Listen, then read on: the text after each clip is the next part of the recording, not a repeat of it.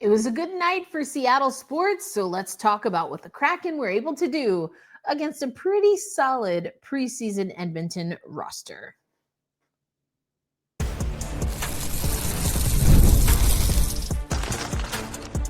You are Locked On Kraken, your daily podcast on the Seattle Kraken, part of the Locked On Podcast Network, your team every day.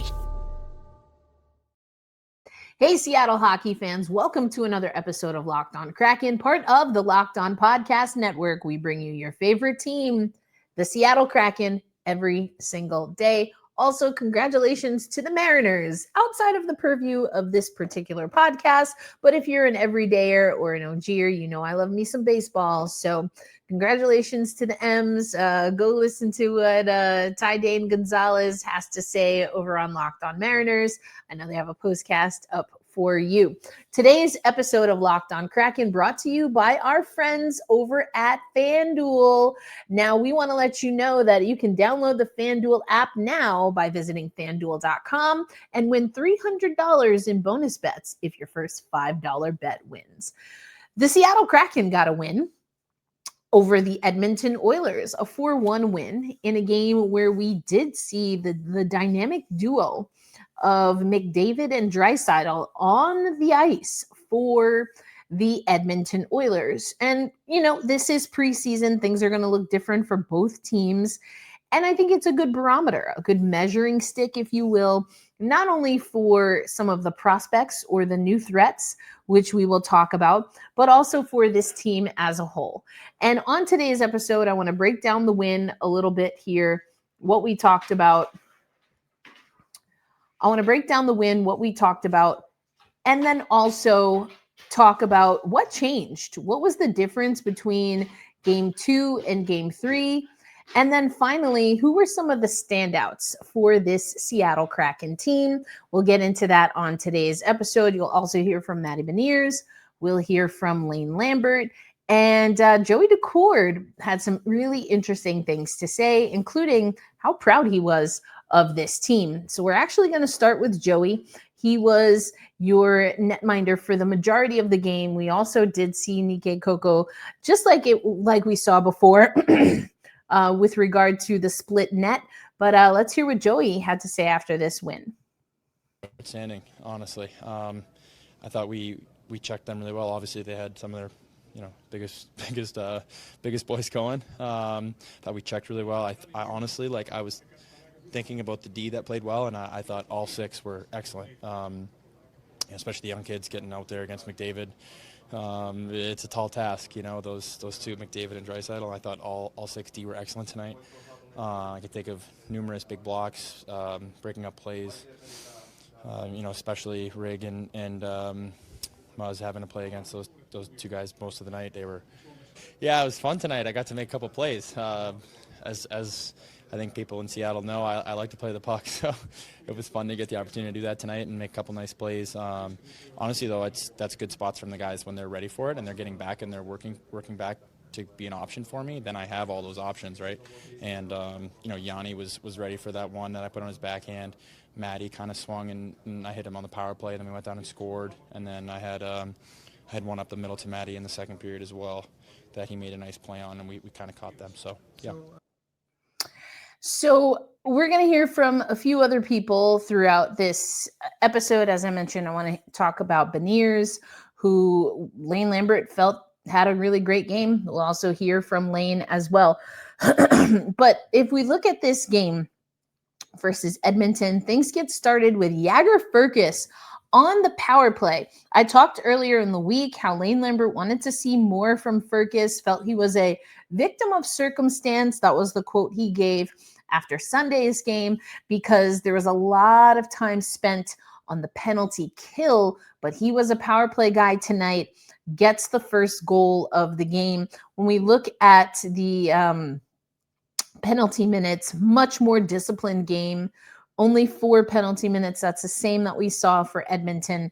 Faceoffs, 57.8% in favor of Edmonton to 42.2% in area for improvement. 1 of 2 on the power play for the Seattle Kraken. That was the Firkus goal. Excuse me. 0 for 2 on the power play for Edmonton. So a good penalty kill. Hits 13-10 in favor of Seattle. Block shots 10 aside. You'll hear Lane Lambert talk a little bit about that. And giveaways were 6 for Edmonton, only 3 for the Seattle Kraken. The other goal scorers that we got in this game, Logan Morrison, Ben Myers, and Yanni Newman on a empty net goal. And what I liked about this game was that there was just more aggression overall. And we'll talk about that a little bit more in the second segment.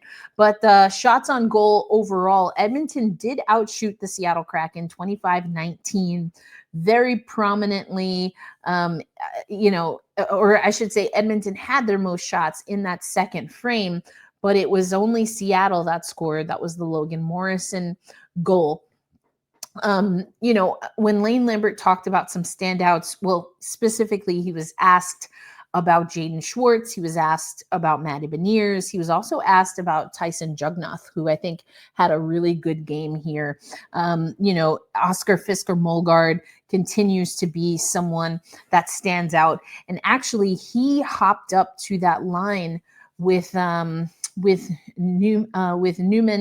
and Beniers for a little bit, because unfortunately we saw Capo Caco came out of the game. He had an injury the other night. Chandler Stevenson came out of the game. So the Seattle Kraken a little bit banged up here. As a matter of fact, heading into this game, some of the injuries that we knew, and I talked about this the other night, but the injuries that we knew going into this game were Brandon Montour, Jared McCann, Max McCormick, and now add Stevenson, Stevie, and Kako on there. So, folks getting banged up, but it's hockey. It's the preseason. We'll see how this all pans out. The game against Calgary the other night, just undisciplined. And again, I talked about this for my open. That, for me, is the biggest takeaway, is that this team was able to adjust. And we heard from Lane Lambert earlier in the day on Wednesday today. For those listening, the day the episode drops, we heard from Lane Lambert that, he ran his morning skate in a very specific way, so that on a back-to-back, another takeaway, on a back-to-back, the Seattle Kraken were more focused and intentional in game 2 than they were in game 1. Now, there were roster changes and things of that nature. This is a pretty solid looking roster that we saw, and probably, the most NHL ready in a lot of different ways. And I mean that also in players that we might see in the NHL. They might not be regular fixtures, but we have seen some players that could make their way to the NHL this season. Hayden was in the game. Eberle, Beniers, Schwartz, Newman, Wright, Fergus, Myers, we'll talk about a little bit. I liked Myers' game, liked Oscar's game. Chalet again. Lomo, Logan Morrison, Joey Daccord, as you just heard, he really liked the defenseman. That was Fleury, Olofsson, Alexiak, Mahura. Solid game from Mahura, Ty Nelson, and Tyson Jugnoth. And, of course, you had Joey Daccord in net. But, Matty Beniers, a player who had just the 1 point, but an assist. He was +1. Time on ice, 19:05, 25 shifts overall, and took 2 shots. Fergus had 3 shots, as well as Logan Morrison. Fleury also had those 3 shots. So the Seattle Kraken, again, didn't have a bunch of shots, but you like to see that there was a lot more of a net front presence. But again, I'll talk about that a little bit more coming up on today's episode of Locked On Kraken, when we talked about, what were some of the changes between game 2 of the preseason and game 3. Today's episode of Locked on Kraken once again brought to you by our friends at FanDuel. Right now, new customers can bet just $5, and if your first $5 bet wins, you will get $300 in bonus bets that you can use on the app or throughout the site. Now, people love using FanDuel's because it fits however you like to bet, whether it's player props, same game parlays, jumping in as the live action unfolds, or one of my favorite things to look at is the futures bets. You can do it all at FanDuel. It makes every game more exciting, whether you're watching your team or just keeping an eye on your fantasy lineup. It's quick, it's easy, and it's the best way to add more energy to your Sundays. So are you ready? Download the FanDuel app now by visiting FanDuel.com to get started. That's FanDuel.com to place your first $5 bet.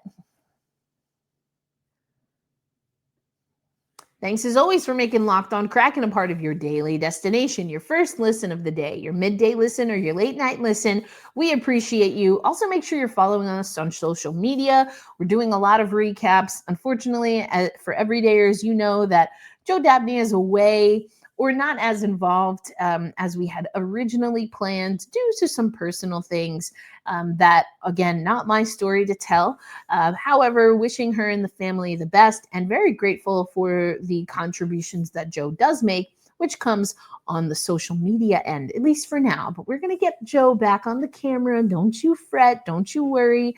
Joe Dabney will be with me in Italy as we are covering Olympians that are from the Seattle Kraken organization, whether present day, in the case of Philip Grubauer and maybe Oscar Fisker-Molgaard, Joey Daccord, certainly in the pipeline. We'll see if he can find his way onto that roster. But then we have Pierre-Edouard Bellemare or Oliver Bjorkstrand as players who used to play for the Seattle Kraken. And I guess maybe Oscar Fisker-Molgaard, I'm not sure he makes the roster this year, but he might be a future Seattle Kraken. Okay, let's get back to what changed. Big thing that Lane Lambert talked about that he was extremely disappointed in is that there wasn't more net front presence. I asked him that on Sunday. He talked about it. Then there was the game yesterday on Tuesday night against Calgary, and the lack of discipline was huge. When we look at the game score for that game against the Calgary Flames, you can see it here that Mitchell Stevens had the best game score along with Caden Price, Caden Hamill up there. And then you had a player like Altavainen who was all over the place. Evans and Fleury, not a particularly good game there. Melanson somewhere in the middle. But, you know, I also want to take you to our good friends over at Natural Stat Trick because they have a breakdown, of course, and we use this game flow tracker. We use all kinds of different things when it comes to, you know, how to break this down a little bit better. And so I want to take you to something that we saw from from Natural Stat Trick, and it is the heat map, because it really illustrates what Lane Lambert was talking about. And apologies, this is taking a little long. It's taking kind of long to upload this. Okay, here we go. Finally got the window up for those watching on YouTube. For those who are not, no fear, I will walk you through it. But this is the game against Calgary. We can see the heat map. This is in all situations. And Calgary had 2 goals in that net front area, in the high danger area, low slot, and then on that coming into their zone on the left circle. Whereas the Seattle Kraken, you know, they only had their 1 goal was just in front of the net front in that slot deep into the zone. So that's good. But there wasn't as much activity in that area comparative to what we see for Calgary.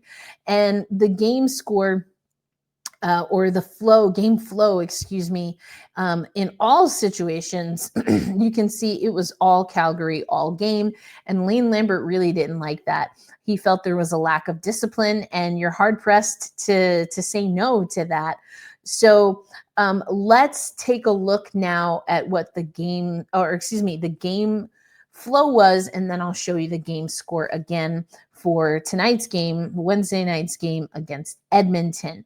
And against Edmonton, you can see here that the Seattle Kraken, it's still, comparative to their opponent, I think they can still get more time in that zone or in that, low slot area, but it's much more concentrated than it was in the Calgary game. You can see that there were 2 goals right in front of the net front. Another one, I believe that was the Myers goal. Really great pass that was won by Eberle, and Schwartz was there as well. And they did a great job with puck battles. Now, that's another thing that has been an emphasis of Lane Lambert, something that I talked about a lot last season that never really transpired. But early on, especially with who we kind of think are going to be, your rostered guys, a lot more focus on that area. But before we continue on here, I do want to show you the game score.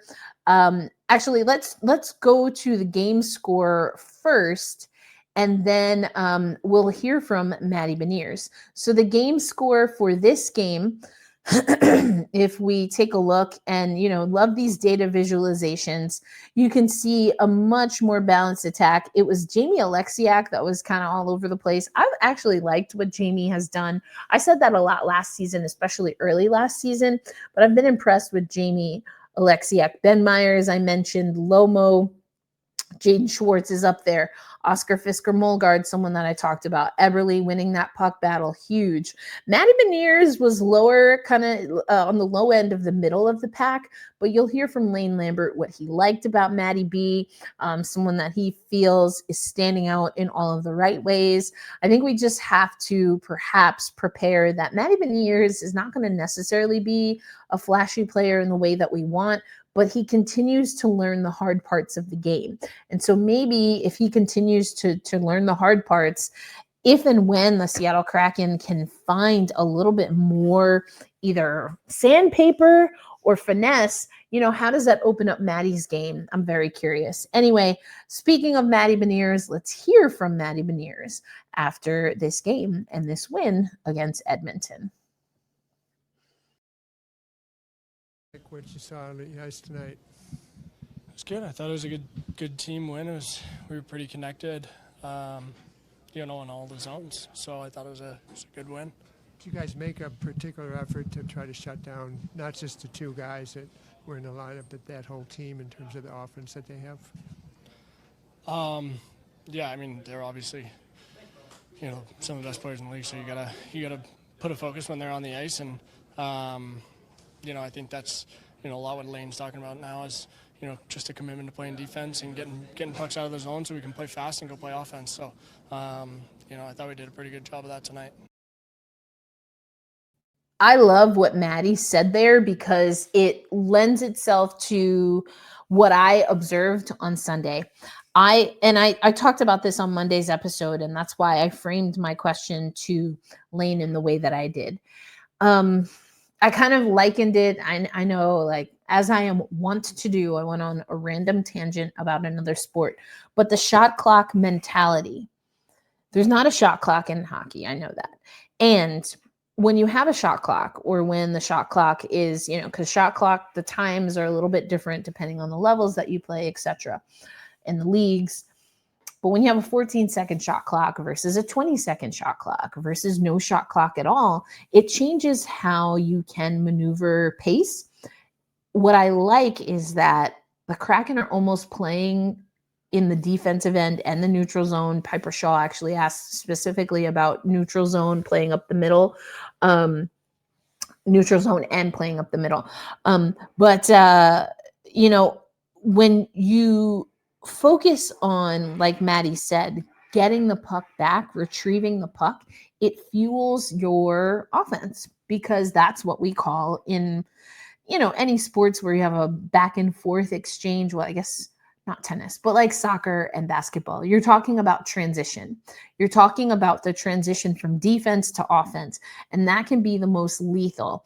You don't want to you don't want the defense on the other side to be able to set up in, the half court, or in this case, be able to be settled into their defensive zone when you're entering.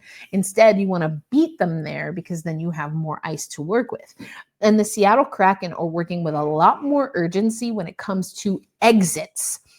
I've talked about entries and exits because it was, I think, season 3 and basically every season after that, where I wanted to bang my head against the wall with our entries and exits. We were getting stood up on the blue lines. We were getting absolutely swarmed in the neutral zone. And I see an effort to use our speed and our strength to get out of the defensive end and into the offensive end as quickly as possible. And I love that.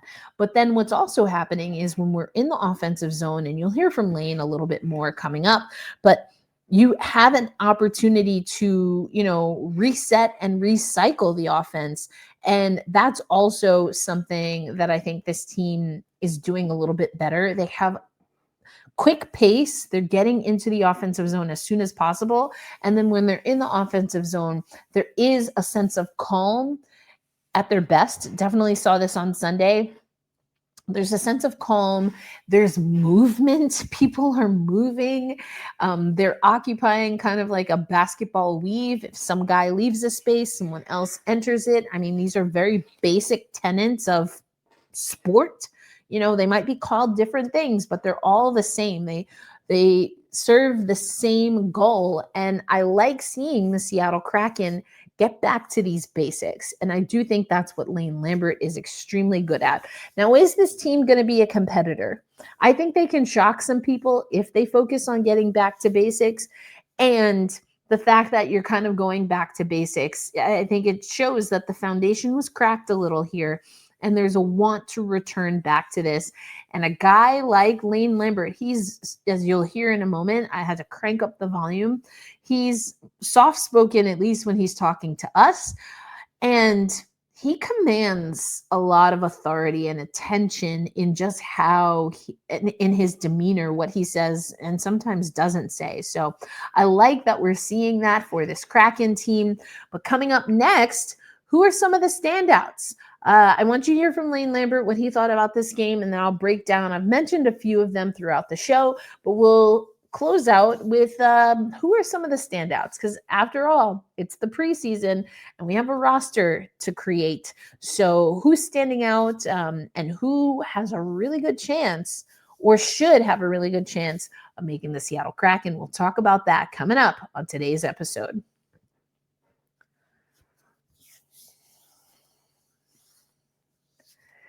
Thanks as always for making Locked On Kraken a part of your daily destination. If you're not already, follow Locked On Kraken on Instagram. You can follow us on TikTok. You can, of course, subscribe on YouTube. And again, once Joe is back in full gear, we will be back on the app formerly known as Twitter. I won't be back there, but Joe will be there handling things. You can find me on Blue Sky, elindsay08, or blackrosymedia.com on Blue Sky. Let's hear from Lane and then break it down, including more specifically in this segment, who were some of the standouts in this Game 3, and are there any carryovers from what we've seen from the first 2 games? I thought he played well. He's a smart player. He moves the puck well, sees the ice well. So, I thought he made a lot of good regroup passes and a lot of good breakout passes. I thought he played pretty well. I just want to pause there. He talks about regrouping. He's talking about Jugnath there. I cut out the part of the question, but he was talking about Jugnath, who I think is a really interesting player. Okay, more Lane. We, as we go here, we're trying to build, our checking game and certainly managing that through the middle of the ice. We've got a couple of guys coming at you pretty hard, in McDavid and Draisaitl. But I thought we just, we bottled it up pretty decent and, made it difficult for them to execute through that area. For the most part, you're not going to keep them off the sheet all the time, but certainly we limited their chances. Jaden has been good. all training camp and in both games he's played. Just a veteran guy who understands how to play. Makes good plays, makes smart decisions. You don't realize how good a guy is until you have him, every day. You see him a couple times a year, but certainly there's a lot there. And I thought Matty was extremely responsible. He's in good position and he's working. I thought our whole team worked. I thought we had a good rebound game from what I considered wasn't a very good performance last night. So good for those guys. I don't know. Proud's a pretty strong word, but certainly I think we did a good job of doing some of the things that we talked about. Defending, and I thought we were a lot more on our toes offensively, or at least on the forecheck. Made it a lot different. Last night it seemed like we were backing up too much. I did not like that at all. I thought we were on our toes more tonight, and that was an encouraging sign. He wants to attack, and I'm here for it. I think a lot of this is what Dan Bilesma wanted to do. I think he had a different way of selling it or packaging it or explaining it. But how Lane explains it is much more defensively minded. And I love that. I absolutely, chef's kiss, love that. So who are some standouts? I agree with Lane as far as Jaden Schwartz, but if you are an everydayer, that shouldn't surprise you. I have always been a Schwartzy fan. I do like what Matty B is doing. I know a lot of people maybe even consider him, not a lot, but some people consider him, maybe not the strongest of our draft picks when it comes to the NHL level. I don't know what the future holds. None of us do, right? What the future holds for Matty B. I would love to see him get a little bit of weight on his body, keep a little weight on there. But I just think he's super smart and he's a hard worker. And,